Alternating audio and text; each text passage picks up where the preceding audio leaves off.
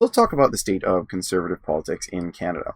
Now, I was inspired to make this video after reading a lot about what's been going on in the United States, and I'm not talking about Donald Trump and the recounts and legal proceedings. I'm talking about the fact that the Republicans picked up a number of seats in the House. Now, that got me thinking, how did they manage to do that when Trump was so divisive, according to many people? Well, one of the reasons it seems is because they were very clear on what they stood for. They were promoting conservative values in a very clear fashion, something that a number of people either accepted or rejected, but at the very least, it was clear on what they stood for. Now, the Americans have a number of benefits over Canadian conservatives because in the United States, they have things like the Constitution, the First and Second Amendments, so free speech and the right to bear arms. There's the appointment of judges. There's a lot of foreign affairs stuff that we simply don't have to deal with. There's immigration, build the wall, that kind of thing. And so there are a number of issues that really just divide between left and right in the United States and things that conservatives can rally around. And so it doesn't really matter what walk of life you come from. There are a number of things which you can agree on. Socially conservative issues are also very prominent in the United States, whereas in Canada they're sort of on the back burner. And it's not because these views are not necessarily widely held.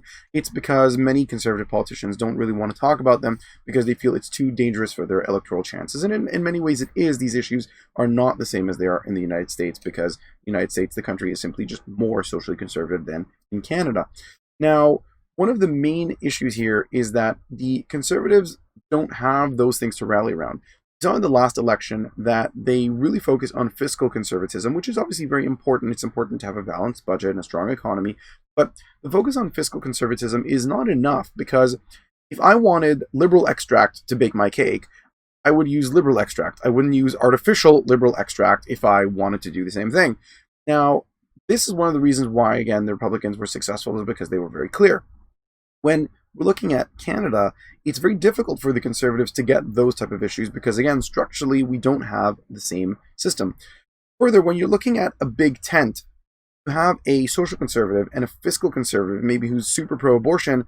Those two people don't necessarily get along. They don't necessarily agree on what government is, what they want government to do, or what type of things they would like to see from that conservative party. So as the tent gets bigger, you have more and more people that you have to get to agree. And so relying on fiscally conservative issues, which again, they're strong conservative issues, you can't dump them, but relying on that as the only thing that is bringing these people together is not enough. It's not exciting. It's not energetic enough. There's nothing really there. And the Liberals can also talk a good game about doing the things that are responsible and, maintaining the budget.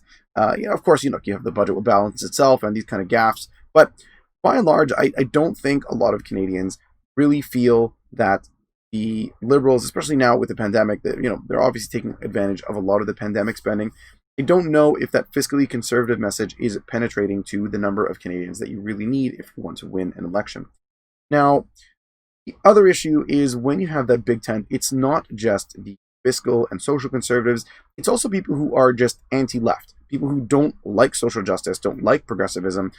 These people are going to try and make your party their home. And sometimes these people may not be the type of people you actually want in your party, either because they just have views that are totally opposite or antithetical to the party. They might be bigoted or racist, people that just have nothing to do with anything that's remotely conservative. But because they are anti-left, they are either lumping themselves or the media is lumping them into the right. And we see that a lot when conservatives get painted as, racist or bigoted by and large. There may be people who are simply anti-left. And so because they're not on the left, they are automatically on the right, according to the media.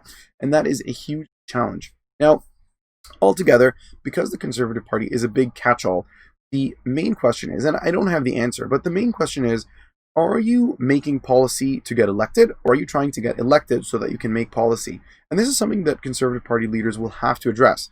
There are a number of challenges coming up, and I think we've seen with Andrew Scheer that being fiscally conservative and kind of neutral on a number of issues is not enough to get things going. There are a lot of challenges facing different parts of the country, challenges out west, which, as someone who lives in Toronto and Ontario, I can't even begin to understand a lot of the things because I don't live them on a day-to-day basis. I just, I read what you guys post and I read what my colleagues talk about and I read the news but because I'm concerned about these issues and they're very important to me as a Canadian. But there are a number of things that the party must address, and they must address it in a very clear and concise fashion. And I hope they do so, because it's very important that we do have a clear alternative to the Liberal Party, or else we're just going to get stuck with more and more and more Liberals. Now, Aaron O'Toole just got elected. He's the new leader of the Conservative Party. And so in many ways, it is a new party. They just updated their website. But I gotta say, when looking at the GOP website, right on the front, they have 11 principles for an American renewal. That's 11 sort of foundational ideas that they can build a policy on. When I look again at the conservative website, I don't see that very clear-cut stuff. And that, perhaps that means it's coming. But I would like to see some more of these clear-cut and very prominently placed issues and values that the party is going to bring forward, how they're going to govern, and what I can expect from a conservative party should I vote for them in the next election. So a lot of stuff to think about, a lot of stuff to watch out for. But, hopefully you enjoy this video, and let's see what you guys think. Where do you think the fate of the party is, and what do you think we're going to see in the near future with regards to conservative politics? So for True North, I am Sam Eskenasi. Thank you so much for watching. Don't forget to subscribe, and have yourselves a great day. Take care.